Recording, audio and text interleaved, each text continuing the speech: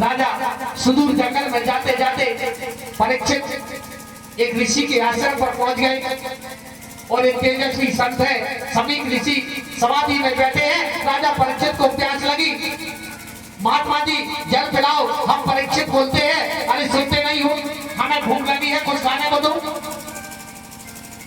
लेकिन मन की वृत्तियां उस ऋषि की अंतर्मुखी हो गई, देहाभ्यास की निर्वृत्ति हो चुकी थी, इसलिए ऋषि को कुछ मालूम नहीं।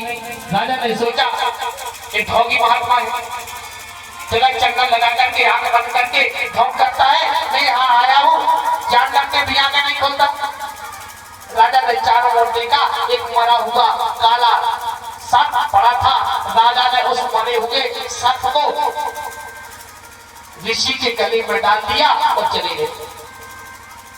थोड़ी देर बचे कि ऋषि वहां आए, समाधि में लीन पिता के गले में मरा हुआ सर्प देख करके बोले, कांड किसने किया, किसने डाला मरा हुआ सर्प मेरे पिताजी के गले में?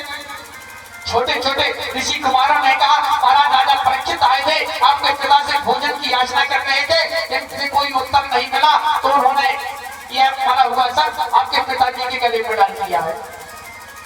उस ब्रह्मचारी तेजस्वी ऋषि का क्रोध भड़क उठा, तुरंत हाथ में गंगा जल लेकर के कहा, जिस सर्प को परीक्षित ने मेरे पिता के गले में डाला है, उसके पूर्वज जो तक्षक सर्प है, आज से 7वें दिन परीक्षित को डस लेगा और उनकी अकाल मृत्यु हो जाएगी।